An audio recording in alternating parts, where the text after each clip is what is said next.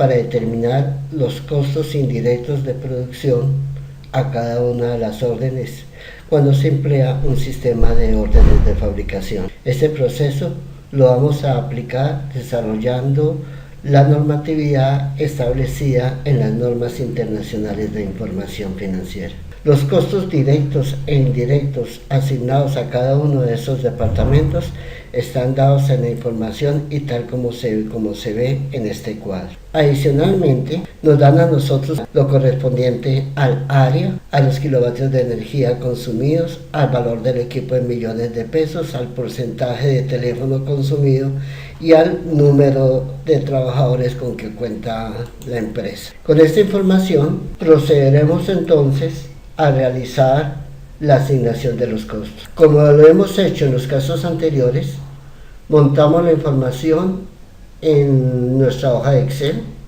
Aquí la tenemos, aquí está la información, aquí están las bases para hacer las distribuciones y aquí está la información de costos indirectos incurridos. Esta información es llevada a una viñeta que hemos titulado Carga Fabril. Algunos costos se han asignado directamente, como es el caso del material indirecto, como es el caso de la cafetería y restaurante, y como ocurre también con la parte de los repuestos. Pero hay otros costos que no se pueden asignar directamente, sino que tienen que ellos hacérsele la distribución primaria. Es ejemplo del agua. En agua nosotros tenemos 1.500.000 en toda la planta. Pero estos 1.500.000 debe distribuirse a los departamentos productivos y a los departamentos de servicios, es decir, debe hacerse la distribución primaria tomando como base el número de operarios. La electricidad, 6 millones de pesos, es asignada a los distintos departamentos tomando como base la cantidad de kilovatios consumidos. Observen que hay unas celdas en blanco las cuales no presentan ningún valor. ¿Por qué razón? Porque estas cifras son extractadas de la nómina y que corresponden al valor de la mano de obra indirecta. Miremos, vamos a la mano de obra. Cuando hicimos la nómina, al final se realizó un cuadro donde decía departamento de recepción 2.871.000 de mano de obra indirecta, departamento administrativo 21.942.000 de mano de obra indirecta, cocina 8.663.000 de mano de obra indirecta. Estos valores, ¿qué pasa? Pues los debemos llevar ¿a dónde? A los costos indirectos de producción. Por lo tanto, tenemos lo siguiente: de recepción, valor de la mano de obra indirecta 2.800.000. Para cocción y envasado vamos a arrastrar 1.800.000 y 1.657.000. 1.800.000 y 1.657.000. Mantenimiento son 11.248.000. Mantenimiento 11.248.000. Restaurante 8.663.000. Y aquí en mano de obra indirecta administrativo vamos a ubicar este valor 21.942.000 que no fue colocado. ¿A qué obedece? Al salario del personal, salario de supervisores y otro personal de mano de obra indirecta que cuando hicimos la nómina lo agrupamos bajo el nombre de administrativo. Y aquí tenemos los 21 millones.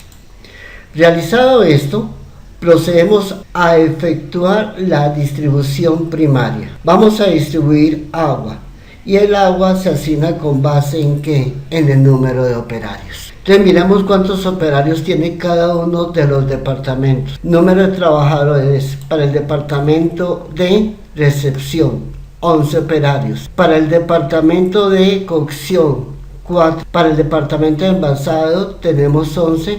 Para restaurante y mantenimiento 4 y 5 respectivamente. Entonces con base en eso vamos a realizar la asignación.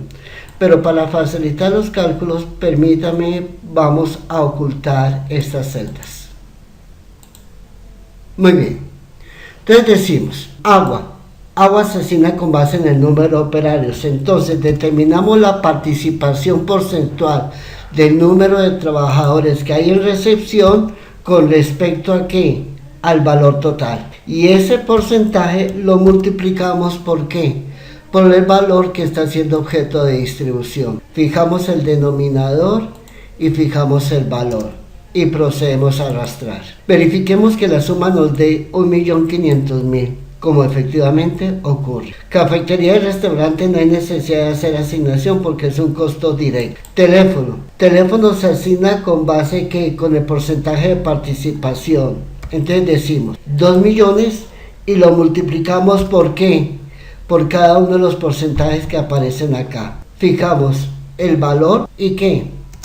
Y ahora ¿qué? Arrastramos. Confirmamos que efectivamente la suma de 2 millones como ocurre. Electricidad, kilovatios consumidos. Determinamos la participación porcentual del primer departamento con respecto a ¿qué?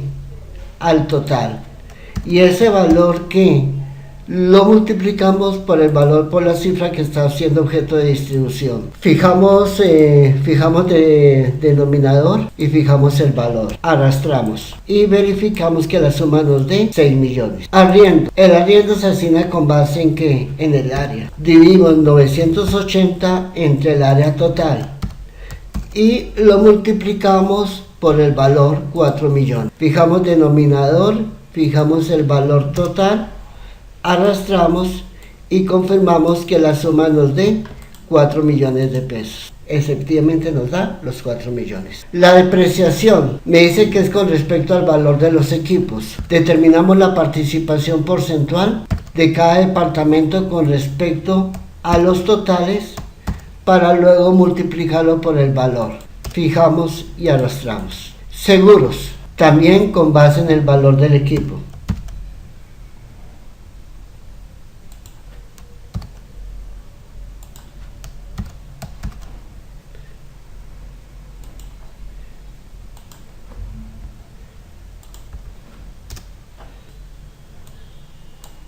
Repuestos es directo. Vigilancia con base en el área.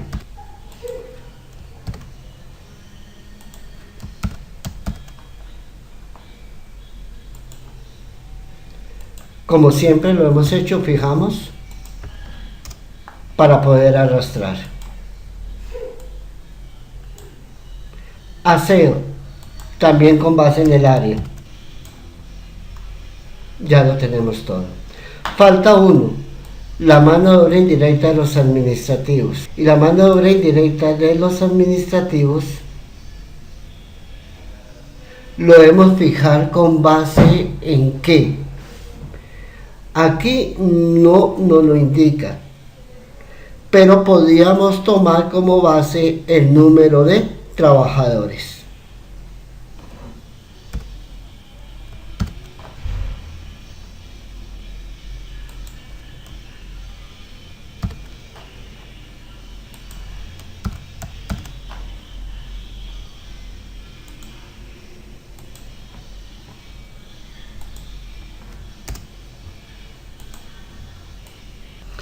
Efectuada la distribución primaria, procedemos a clasificar los costos en fijos y variables como lo hace la norma internacional. Recordemos que los costos variables tienen un tratamiento distinto a los costos fijos, pues los costos fijos se asignan bajo la premisa de la tasa calculada a capacidad normal. Para hacer esto, vamos a establecer en primer lugar los costos fijos. Recordemos que son costos fijos. Son aquellos que son invariables al volumen de producción y que permanecen más o menos constantes. En este caso, ¿qué tenemos? Primero, el arrendamiento. Segundo, depreciación. Vigilancia. Aseo. Seguros. Mano de obra indirecta de la parte administrativa. Y ahí pararía. Totalizamos y arrastramos. Ahora seguimos con los costos variables. Material indirecto. Mano de obra indirecta. Detengámonos un momento para aclarar por qué esta mano de obra indirecta es un costo variable. Primero que todo, miremos de dónde sale. Esa mano de obra indirecta resultó de la nómina. Mírenla, de departamento de recepción, 2.871.000. Recordemos por favor que la nómina para el departamento de recepción sumó 21 millones. de los cuales 18 millones correspondían a mano de obra directa. La diferencia, estos 2.800.000 son mano de obra indirecta, pero corresponde a qué concepto? Al concepto de tiempo ocioso. O sea, es la remuneración que se le da al trabajador en actividades distintas a transformar la materia prima. Obviamente eso no permanece más o menos constante. Esta cifra es variable periodo tras periodo. Por lo tanto, no cumple con la definición que da la norma sobre costos fijos, lo cual quiere decir que se le debe dar el tratamiento de costo variable. Agua, cafetería y restaurante, teléfono, electricidad. Revisemos entonces lo que tenemos. Electricidad, dijimos que era variable, arrendamiento es un costo fijo, depreciación es un costo fijo, seguros es un costo fijo, repuestos es costo variable, vigilancia costo fijo y aseo costo fijo. Los repuestos ya lo tenemos incluido acá. Por lo tanto, lo único que nos falta es arrastrar. Verifiquemos que lo que hicimos está bien. Para esto sumamos los costos indirectos de producción fijos con los costos indirectos de producción variables. Pues la suma nos debe dar el costo total de indirectos de producción, 94.093, 16.996, 16.996, por lo tanto, estamos bien. Con esto hemos hecho ya la distribución primaria. Procedemos entonces ahora a hacer la distribución secundaria.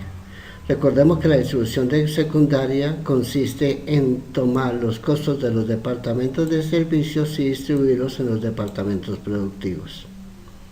Para hacer esta asignación existen tres métodos: algebraico, escalonado y directo. Según el enunciado del ejercicio, la empresa trabaja con el método directo, es decir, asigna únicamente a los departamentos productivos. Y la base para hacer la asignación desde el departamento de restaurantes es el número de personas y para mantenimiento, número de horas hombre laboradas. El número de horas hombre laboradas ya lo tenemos acá en 1908, de donde lo obtuvimos. Vayamos a información, a recepción. Mírenlos. 1908 en recepción, 1945 y 2000. Es lo que tenemos aquí. Y 2000. ¿Para un total de cuánto? Pues para un total de 5.853, que es lo que efectivamente aparece acá. Entonces colocamos el valor de recepción negativo, 22 millones negativo, para que al sumarla la suma me dé 0. Y estos 22 millones los distribuimos entre estos. Entonces decimos más para formular y recordemos que lo hacemos con base en el número de trabajadores. 11, que son los que hay en recepción, dividido entre ¿qué? Entre los de recepción, los del segundo departamento y los del tercer departamento. Y eso multiplicado por el valor que está siendo objeto de distribución, 22 millones. Fijamos el denominador y fijamos el valor. Y ahora lo que hacemos es arrastrar. Sumamos toda la fila y la fila nos debería dar 0, como efectivamente ocurre. Mantenimientos con base en las horas hombre laboradas. Entonces colocamos menos para que al sumar la columna me dé 0 y hacemos la distribución. 1908 dividido 5.800 y multiplicado por 16. Fijo el denominador y fijo el valor. Arrastro y sumo. Y la suma nos da efectivamente 0. Aquí ya vamos a obtener el gran total. Ese gran total, ¿de dónde resulta? De sumar este total de acá más lo generado en la asignación de restaurante, que es C46, más La asignación de la distribución de mantenimiento, C47. Y arrastra. Miren que el total sigue permaneciendo constante y tiene que ser así. Porque recuerden que lo que nosotros estamos es distribuyendo. Ni estamos quitando ni estamos añadiendo. Estamos sencillamente distribuyendo. Por lo tanto, las cifras tienen que permanecer constantes. Hecho eso, vamos a asignar entonces los costos indirectos de fabricación variable a cada una de las órdenes. ¿Cómo lo vamos a hacer? Ya sabemos que los costos variables en recepción sumaron 20 millones y se elaboraron 1908 horas. Entonces vamos a coger los 20 millones y los vamos a dividir entre el número de horas laboradas. Para el departamento de cocción y para el departamento de envasado, las tarifas son 10.338 y 10.853, repito. ¿Qué es 10.853? Es la tasa de asignación de los costos variables. ¿Qué quiere decir eso? Cada hora hombre que se haya laborado en el departamento de envasado debe recibir 10.853 pesos por concepto de costos indirectos de producción variable.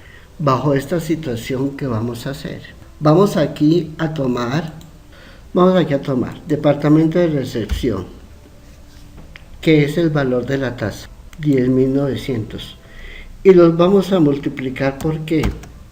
Por el número de horas hombres laboradas en cada orden en el departamento de recepción. Vamos a información. Departamento de recepción. Total de horas hombres laboradas, 178, y fijamos la tasa. ¿Y qué hacemos ahora? Arrastramos. La suma nos debe dar 20.936. Verifiquemos si esto ocurre. 20.936. Miremoslo para el departamento de cocción. ¿De dónde salieron los valores? Tomamos la tasa del departamento de cocción y lo multiplicamos por el número de horas hombres laboradas en cada orden en el departamento de cocción. Vamos a información. Y aquí tenemos el total de horas para la orden 1, para la orden 2 y así sucesivamente. O sea, lo multiplicamos y fijamos el valor de la tasa. Y arrastramos. Y ahora verifiquemos la suma.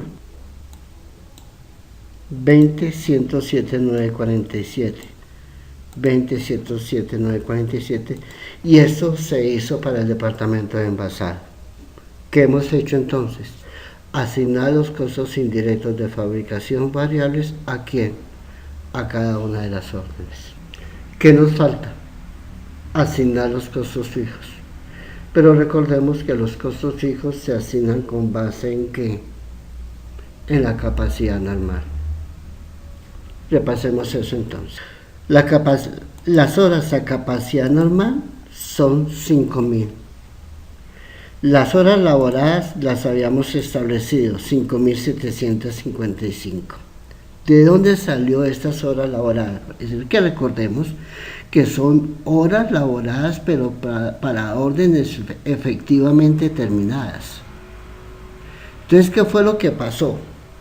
Vayamos a información. Recordemos, 5.755.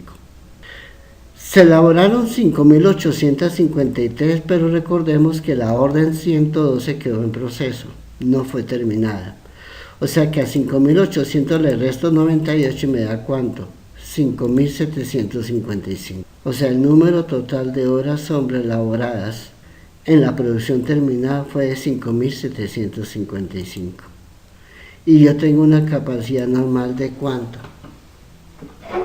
De 5.000.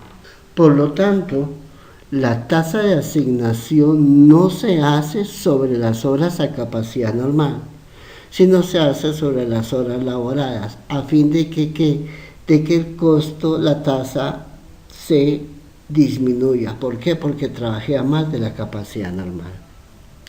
Por lo tanto, la tasa de asignación en este caso es 5.446. ¿Cómo se obtuvo? Los costos fijos totales 31 millones los dividimos entre el número de horas laboradas en la producción terminada y nos da una tasa de 5.400 con 5.446.